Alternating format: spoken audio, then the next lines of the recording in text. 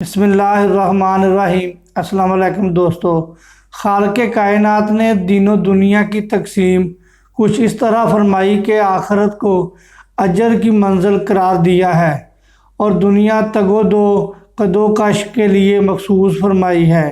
یہی سعی و کوشش رزق کے حصول کا ذریعہ نہیں بلکہ زرد راہ فراہم کرنے کا وسیلہ بھی ہے۔ انسان کے لیے ساری زندگی ایک جوالا گاہ ہے جہاں سے وہ فہم و ادراک، ہمت و قوت کے مطابق زیست کا ساز و سامان حاصل کر سکتا ہے۔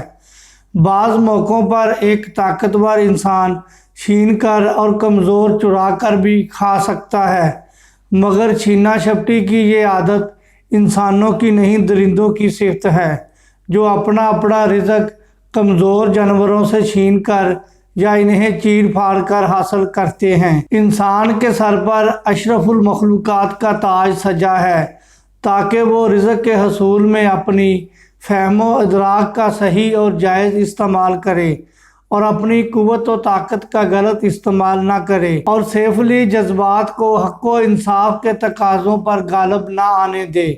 لیکن کبھی کبھی انسان ان صفات سے کام نہیں لیتا جو اسے حیوانوں اور درندوں سے ممتاز کرتی ہے، تو پھر وہ ان درندوں سے بھی بدتر ہو جاتا ہے جو اپنا رزق دوسرے جانوروں کو چیر پھاڑ کر حاصل کرتے ہیں، چونکہ وہ عقل و شعور رکھنے کے باوجود ایسا کرتا ہے۔ حلال کے معنی رسیاں کھول کر آزاد کر دینے کے ہیں، اس لیے حرام کے معنی اس کے الٹ ہوئے، یعنی کسی کو کسی بات سے روک دینا، منع فرمانا یا اس پر مکمل پابندی لگا دینا۔ شرعی اصطلاح میں حرام کا تعین اللہ اور اس کے رسول صلی اللہ علیہ وآلہ وسلم نے کر دیا ہے تاکہ ہم اس کی تشریح اسلامی تعلیمات کی روشنی میں علماء کرام بھی کر سکتے ہیں۔ اللہ تبارک و تعالیٰ چاہتا ہے کہ انسان حصول معاش میں کارزار حیات میں نبر آزما رہے اور اپنے دن رات کی تقسیم اس طرح کرے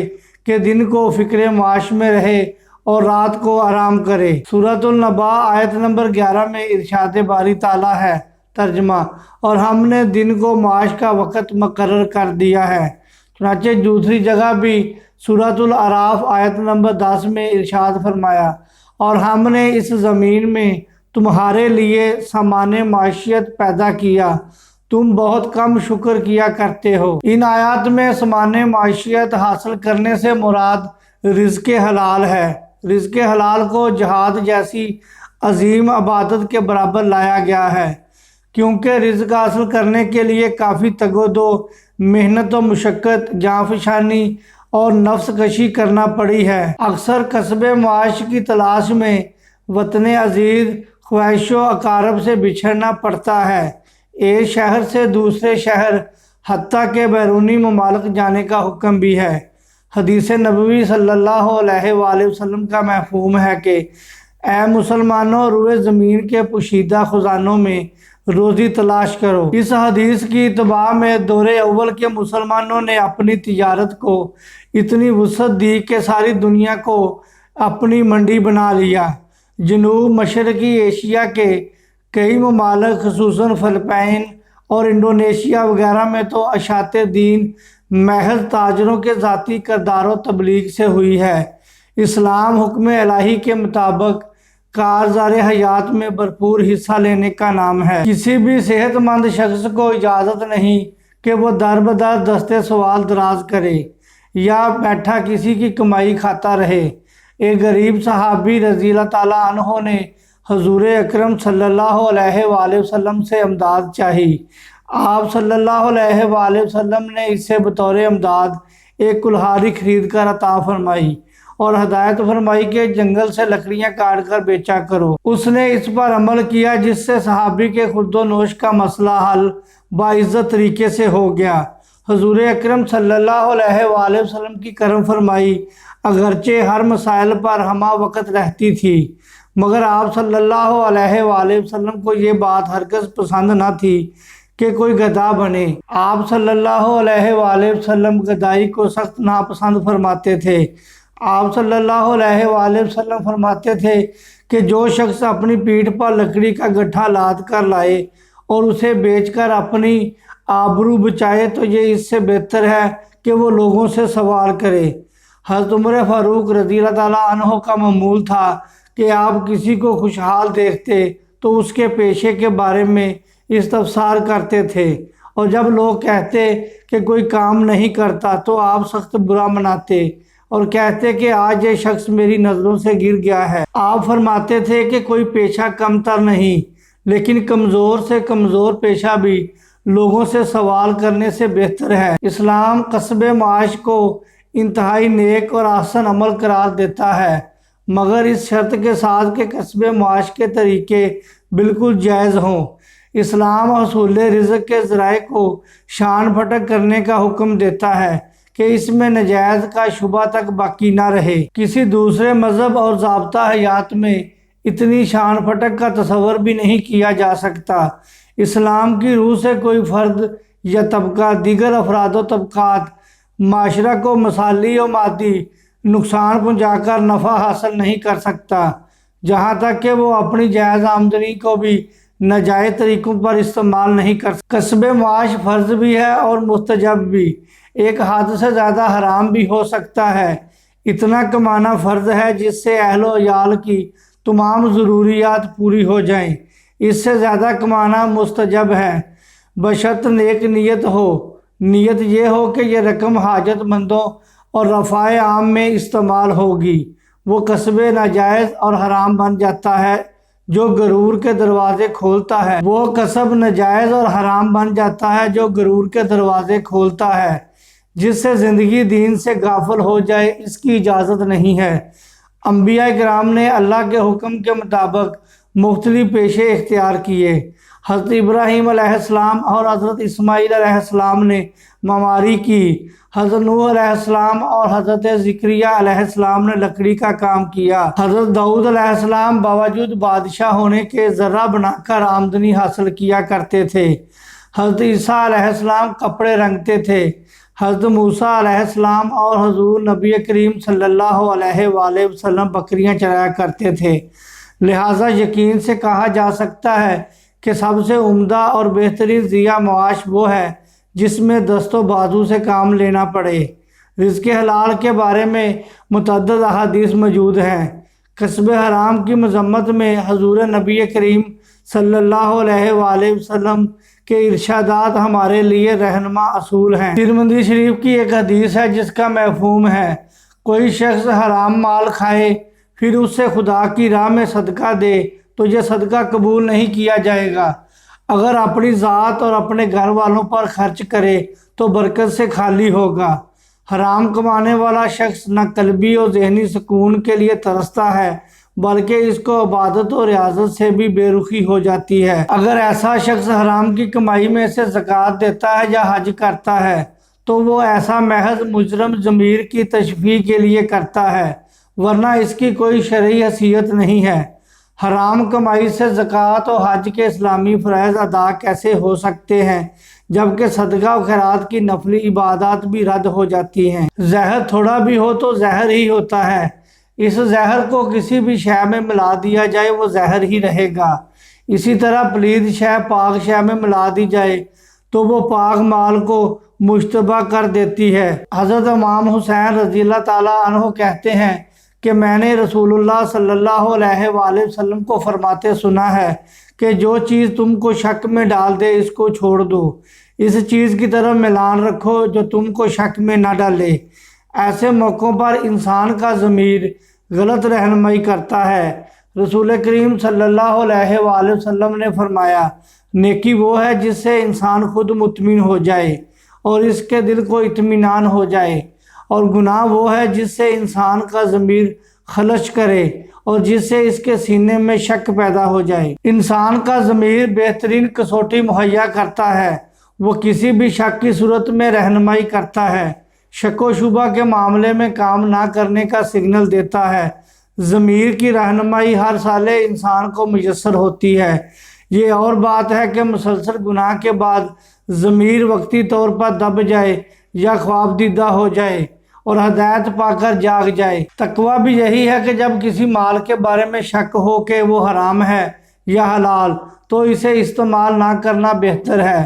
عہد رسالت صلی اللہ علیہ وآلہ وسلم میں خراج و جزیہ کی جو رقم آتی تھی وہ حاجت مندوں پر صرف ہوتی تھی۔ حضور نبی کریم صلی اللہ علیہ وآلہ وسلم کی سادہ پود و باش کا عملی نمونہ تربیت یافتگان پر مرتب ہونا فطری عمل تھا، چنانچہ خلفاء راشدین بھی اسوہ حسنہ کا بہترین نمونہ تھے۔ حضرت ابوبکر صدیق رضی اللہ تعالیٰ عنہ خلافت کی ابتدا میں بزازی کا کام کیا کرتے تھے۔ صحابہ کرام رضوان اللہ علیہ اجمعین نے خلافت کی ہمہ وقت مصروفیات کے پیش نظر حضرت ابوبکر صدیق رضی اللہ تعالیٰ عنہ کو روزینہ لینے پر مجبور کیا۔ وہ اتنا لیتے تھے کہ جس سے بامشکل گزارا ہو سکے۔ تاریخ میں آپ کی سادگی اور دیانتداری کے حیرت انگیز واقعات رقم ہیں۔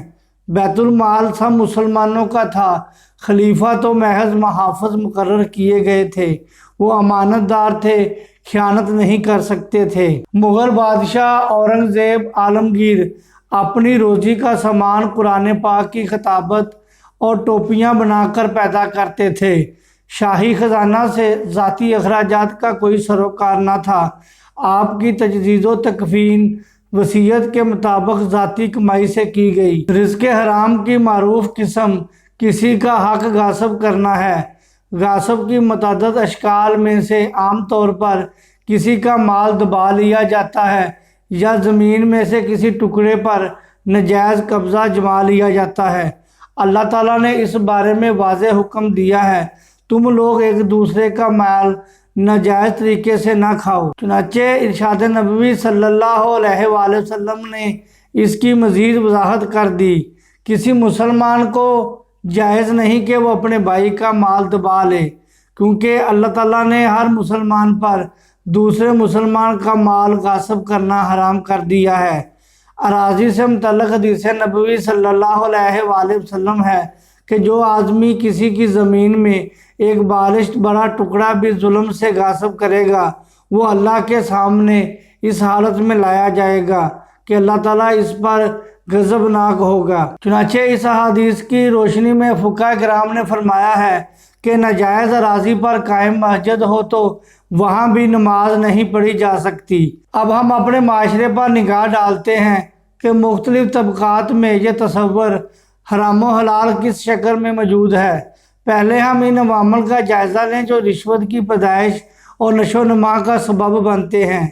رشوت ستانی بہت بڑی معاشرتی برائی ہے۔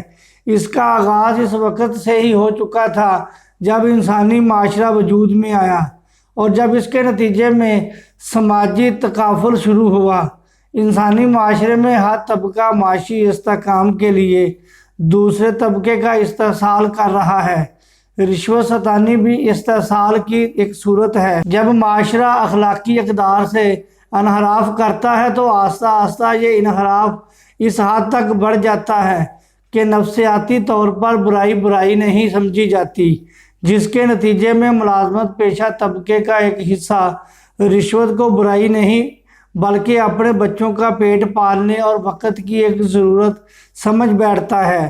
آج کل زر کی فرمانی کی وجہ سے قیمتیں آسمان سے باتیں کر رہی ہیں اور تنخواہیں سکڑتی جا رہی ہیں، اس لیے محدود تنخواہ پانے والا اپنا معیار زندگی کو برقرار رکھنے کے لیے رشوت کو مجبوری سمجھتا ہے، مگر وہ لوگ سادگی میں اس کا علاج تلاش نہیں کرتے، اکثر رشوت کے پیسے کو بری عادتوں میں برباد کرتے ہیں۔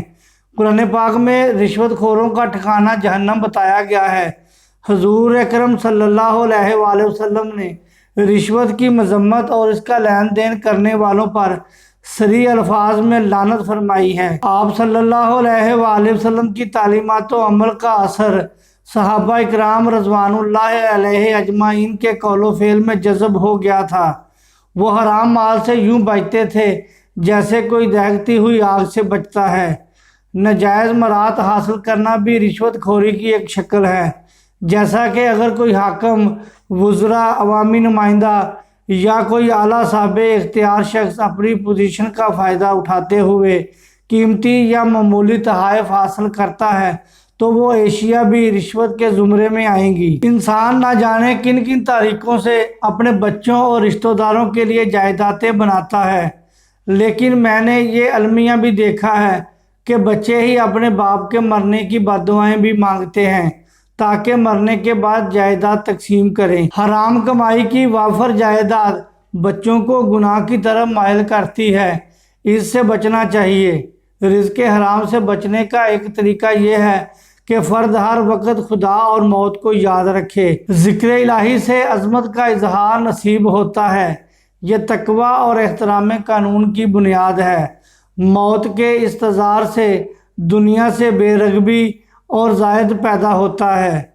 دوستو آج کی ویڈیو یہیں تک تھی، مجھے اجازت دیں، اپنا خیال رکھیں۔ اللہ حافظ۔